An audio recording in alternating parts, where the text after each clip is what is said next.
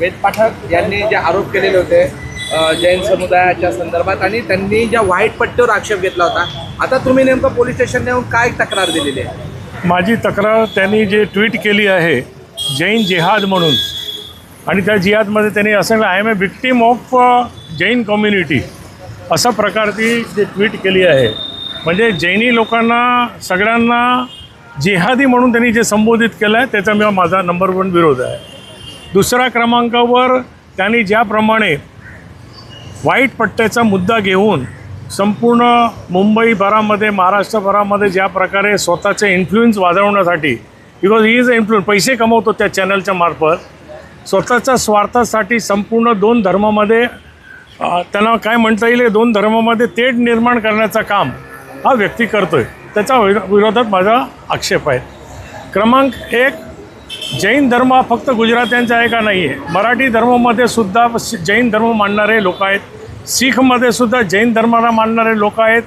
म्हणजे एका प्रकारे 2 धर्मामध्ये ॲक्च्युली तर हिंदूच्या विरोधात हा माणूस हा काम करतो आहे. त्यांच्याकडे सगळे जर चॅनल वगैरे आपण पाहिली असेल त्याच्यामध्ये तो घरी काय कुराण करतो आणि काय करतो आणि त्याच्या पण पुढे जाऊन हा माणूस लिहितो मी गणपतीला उद्या गणपती पॅन्डलवर ते विरोध करणारा माणूस आहे.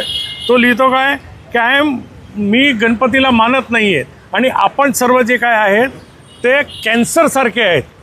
आता सगळ्या समुदायाला, हिंदू समाजाला जो कॅन्सर सांगत असेल असा व्यक्ती जो 2 धर्मामध्ये तेढ निर्माण करतो त्याच्या विरोधात सक्त कारवाई झाली पाहिजे असं माझं म्हणणं होतं.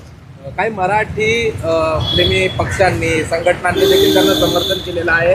याकडे कसं पाहताय? म्हणजे मनसेने थेट समर्थन? माझ्या एकदम स्पष्टपणे हा मराठी गुजरातीचा वाद नाहीच आहे. हा एका सोसायटीचा वाद होता व्हाईट पट्ट्याचा. त्याला जर वेगळं कलर हा व्यक्ती जर देत असेल तर ते चुकीचं आहे.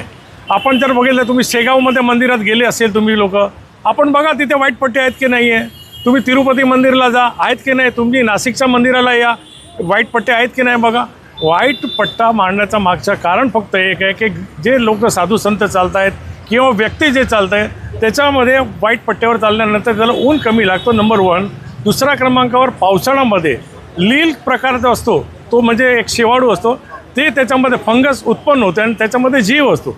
त्याच्यावर कोणाचा पाय जाऊ नये म्हणून त्या प्रकारचा प्रकार आहे. आता ह्याला कलर देणं वेगळ्या प्रकारचं स्वतःच्या स्वार्थासाठी हा व्यक्ती करतो आहे. त्याला कोणाचाही पाठिंबा नाही आहे. ह्या व्यक्तीला कुठेतरी दिशा दिली पाहिजे.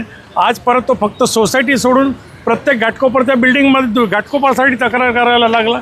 म्हणजे घाटकोपरमध्ये राहणारे सगळे जे लोक आहेत ते सगळे लोक काय मूर्ख आहेत का? या व्यक्तीच्या मागे जाणार कोण?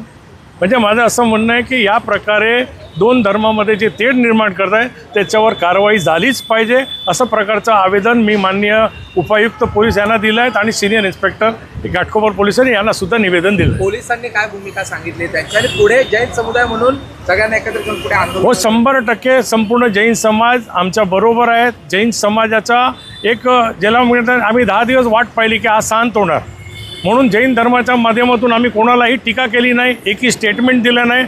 परंतु आज आता त्यांनी जैन जिहाद म्हणून जेव्हा सांगितलं त्याच्यानंतर कुठेतरी आम्हाला त्याचा उत्तर द्यावा लागला. म्हणून जैन जिहाद जे शब्द त्यांनी वापरला आहे ते चुकीचा वापरला आहे आणि त्याच्यावर कारवाई झाली पाहिजे.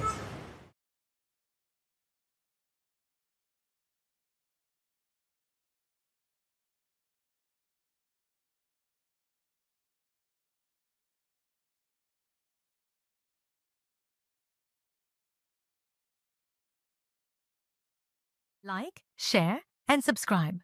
Test Tech News. Stay tuned for the latest updates.